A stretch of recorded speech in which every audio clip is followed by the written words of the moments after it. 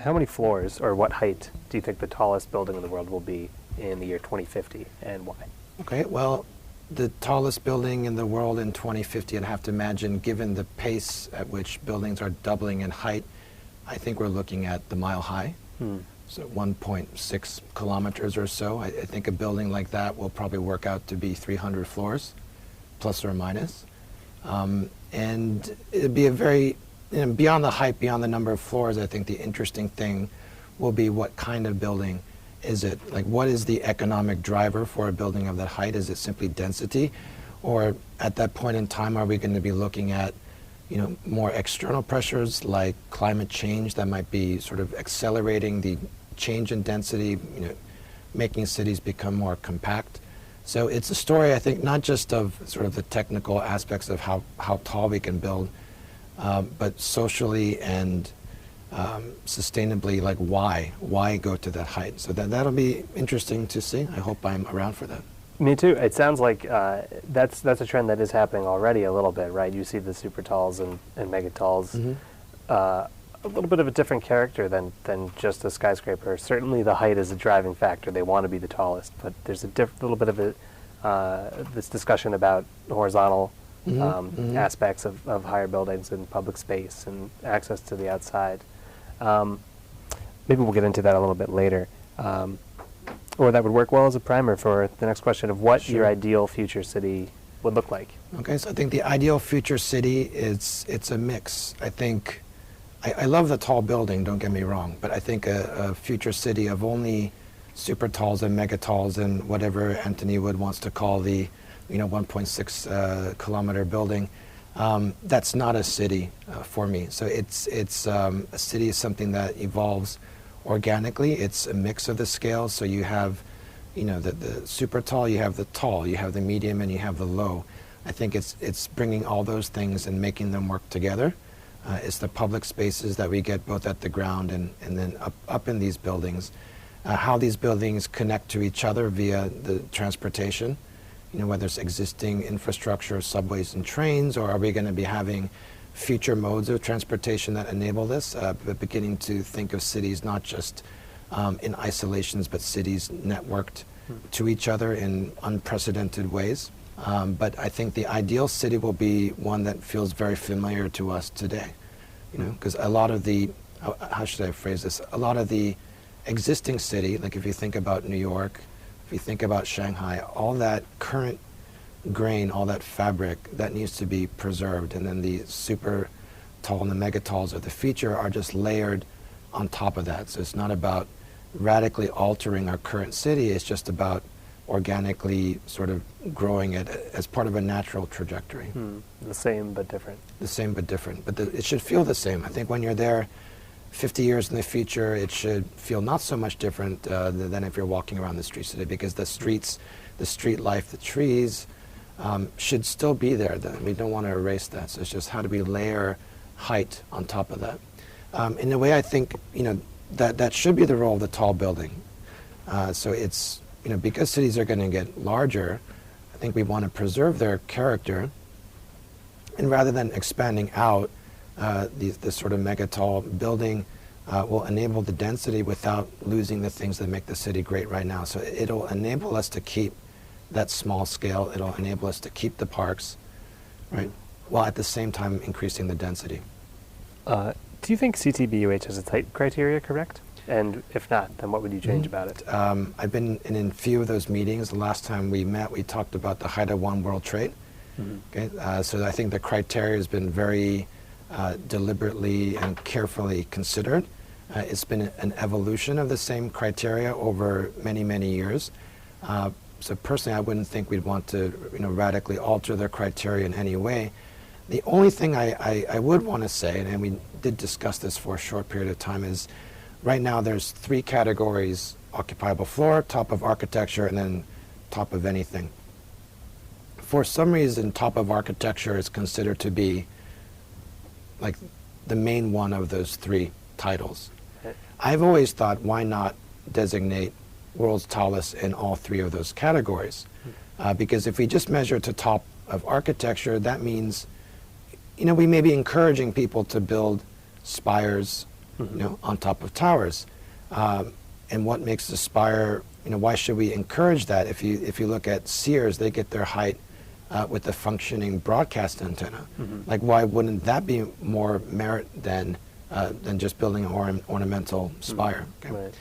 Or if ultimately the tall building is all about increasing density in the city, why not celebrate the highest occupied floor, okay, as the world's tallest criteria? So I would like to see the council award all three, recognize all three. And if there's one particular building that is the top in all three categories, then they're sort of, it's like in boxing, they would be the undisputed world's tallest. Right. Tell us about your work on the Shanghai World Financial Center, right here in this same plaza, essentially. And what contribution you think it had to the world of tall building design, as well as to the urban experience of Shanghai and Pudong? It's a great building in many ways, but there's two particular aspects I find are really of merit. The first is that it is highly compact.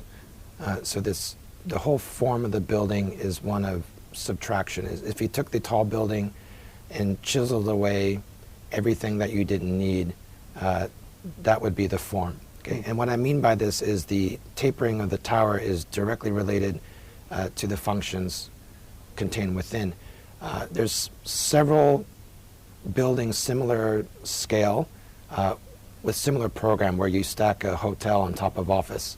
The more conventional solution is that the building doesn't taper as dramatically so that the hotel features an atrium in the middle. This is true of the Jinmao Tower where we are right now.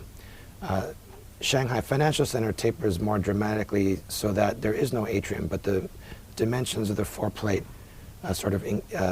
come together so quickly that it's ideally suited for the office below and the hotel above, and it keeps tapering very dramatically. So at the top, we just have that one observation bridge, which is only 6 meters wide. So at that point, all you're looking for is view, as much window as possible. You don't need the floor area. So that's what I mean by compacting. There's no fluff inside the building. There's no air inside of it. It's just super, super dense. And in my mind, that makes it a sustainable proposition. So the more we can compact these towers, reduce their wind profile, like the more inherently sustainable the tower will be. So that's one great point about the tower. The second, I think, outstanding point about Shanghai World Financial Center is the public experience at the top. And I think it's a civic responsibility of all these tall towers to bring people up to that penultimate experience, because it shouldn't just be for the people who work there or the hotel guests who stay there, but I think anyone should have the opportunity to get up to that height. Moving on to the Ping An International Finance Center, which one can believe will be the tallest building in China. Any updates on that, the form of it, the design? If not, what surprised you about working on the project, and what have you learned from it? It's the first project I'm really doing from start to finish. So it's a marathon, and you have to continuously stay focused on the project. And because you're going through economic cycles, it takes so long to design and build these. You're going through economic cycles. You are seeing technologies evolve. So that's something with Ping An that we're having to be constantly cognizant of. Is like, as we're designing the project, the technologies are getting better, and how can we actually bring those and pull those into the building? So design is an ongoing process. It's also on track to be the world's tallest and largest LEED Gold certified building. What lessons do you think the design of Ping An has for incorporating sustainability, addressing sustainability in tall building design, and what challenges do you have going forward in doing so? I think we explored a full range of different sustainable strategies. Okay, and by strategies, I mean beyond just good practice shaping of the tower, economizing the structure. So, like, of course, we did all those things, and on top of those, like, what particular sustainable strategies could be layered on top of the design. So we looked at what worked and what didn't work, and what became immediately apparent is that anything that we wanted to do had to have scale. So when you're dealing with a large project like this, a sustainable strategy needs to be of a proportional scale. We looked at the possibility of integrating a wind turbine at the top at the base of the spire, and it wasn't even a drop in the bucket in terms of what kind of energy it would produce relative to what the energy that the building required. And then when you think about the complexity and the effort to actually put that wind turbine at the top, it became clear that it wasn't worth on sustainable terms. So maybe some of the less glamorous sustainable strategies ended up becoming the most important. The ice storage system in the basement. So basically, there's a huge refrigerator of ice down in B5, B6 of the project. It sort of takes advantage of cheaper electricity rates at night. Makes ice during nighttime. You melt it during the day. Okay. In sort of pure energy terms, you're not maybe necessarily, it's the same amount of energy, you're just using it at a different time. But if you think about it, big picture sustainability, you're creating that energy at nighttime. So it means the power plant, which is operating at night, is less demand during the peak time. So you're not going to have to build another power plant elsewhere if we can try to optimize the performance of that plant. If there is no peak time, but you kind of average it out throughout the day. So like big picture sustainability, ice storage, very, very good solution. One other strategy that we looked at and got very, very close to implementing was to actually use the piers, the vertical piers that we have on the building, actually move the air inside each pier. So it's like a miniature stack effect inside of each pier. Bring that air up and pull it into the mechanical floor, collect it together in a turbine. That, interestingly enough, produced enough energy to make the whole strategy worthwhile. So at the end of the day, it couldn't work on this project because of these other competing variables, but it's good to know. What do you call that system? I guess we called it like a stack-induced micro turbine. You'd have to ask Arup exactly what the name for that device would be, but you can imagine it's a move of that scale. So taking all of the mullions on the building, driving air up to a very large height, pulling it in a concentrated way. Like that's what you need to do to basically make sustainability work on that scale of a tower. An integrated system that kind of works with the economy of scale of a super tall structure. Yes, that's a very good way to put it. So the sustainable strategy needs to have scale. It needs to have an economy of scale.